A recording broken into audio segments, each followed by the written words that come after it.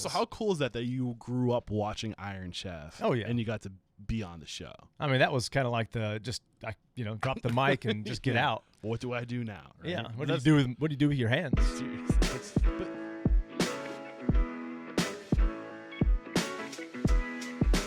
This episode brought to you by Restaurant Systems Pro.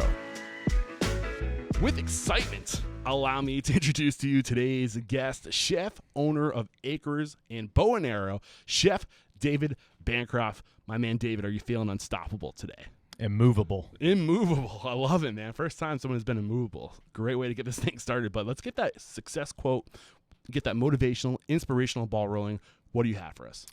Man, actually, this comes from yesterday. I was at my son's little travel baseball tournament, and in the championship game, one of the little boys was up there pitching, and he got hurt. He dove for a ball that, a little dinker pop up and skinned his knee, and he looked over at his dad, and he's like, "Dad, I want to come out. Like, I'm hurt. Like, I don't want to do it." And his dad said, "Son, you have 2 outs. You need to finish this.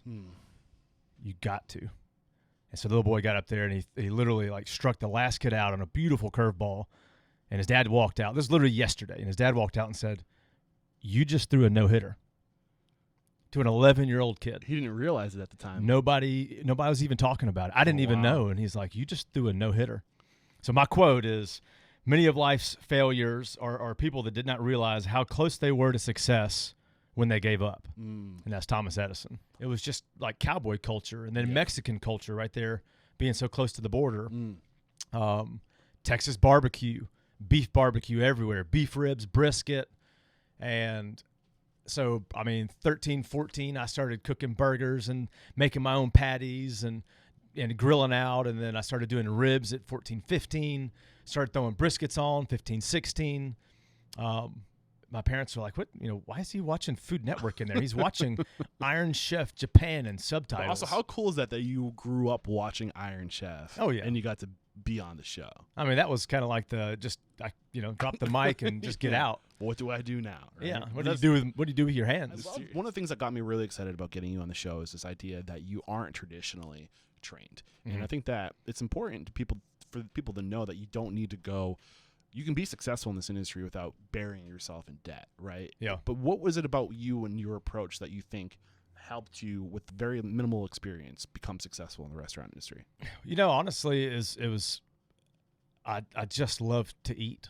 I loved food. I loved being around it. And, beginning that process of learning how to do Texas barbecue and then seeing Grandpa and Mama Jean at their household in South Alabama and the way they did things on the farm, that just created this little incubator of what I thought food was supposed to be.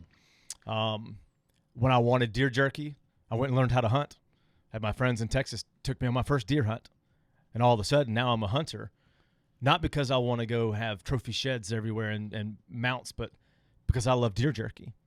And I taught myself how to be a butcher because of that and how to properly clean an animal. And so all of it literally goes into life experiences where I went to school to go be a hospital administrator like my dad. But I banked left, gambled, followed passion, and literally with everything in my heart and all my heartstrings were tugging, and my little, inner person telling me go make good food and go enjoy this and go be happy. But for me, it was also making other people happy. Yes. And taking that experience that I had and delivering it to somebody and saying what do you think? Is that cool? You're bringing back memories for me right now. I shot that. Yeah, because it's that. I used to love bringing people together, and I used to think that I was passionate about food. But I, over time, realized that for me, it's the passion of food's power to bring people together and to make them happy. That it's that reward of they like this, they approve of me and what I put in front of them, and that when that happens, what goes through your mind? How does that make you feel?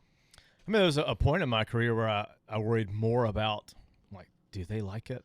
Do they like me? Yeah. Am I okay? Real, man. Am I acceptable? To the point where I realized that's not why I did this. I did this because whether you like me or not, I love you, and this is okay. I want you to come here. I want you to be at home in our restaurant or in my home or whatever it is. I don't know if I was ever supposed to have a restaurant. I have one now. I have 2. But really, it might as well just been my house because I was going to do this anywhere. anyway, no matter what, whoever was in my way, immovable, a kind of object that was just a little too ignorant to just be declined all the time. And so for me to go in and just love somebody and present, like, you may not care what I'm doing, but I need this. I need to serve you today. And this is for me, not you. So it is for you, but it's also for me. What happens if somebody doesn't like you? Has that ever happened to you? And how did you handle that? That's something that, in my personal, life and my faith and the things that I believe, there's a place that I can go to clear those things out, and that noise and the things that I'll look for in acceptance. So it's always tough. Yeah.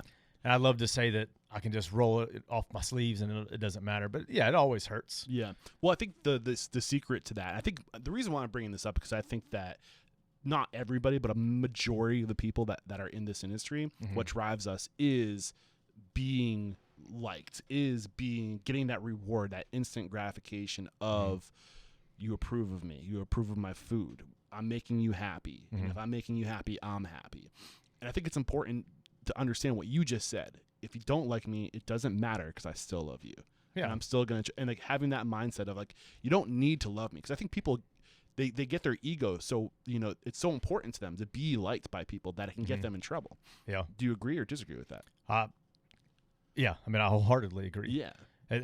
There's times where even in that same feeling when I'm like, it doesn't really matter if you do like it or not, or if you do like me or not, because I'm going to love you and love my team and our everything that we've built in our community.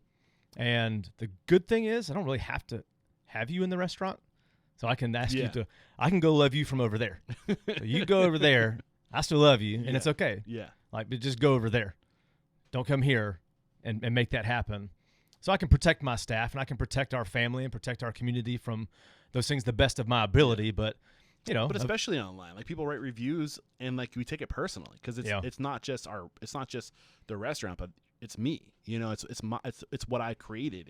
It's an extension of my beliefs, my values. It's all these things. I think it's really important for people to know that divide and to because I don't know, man. It's just it's important that we get the feedback and we listen to the feedback, but at the end of the day, you have to listen to yourself too.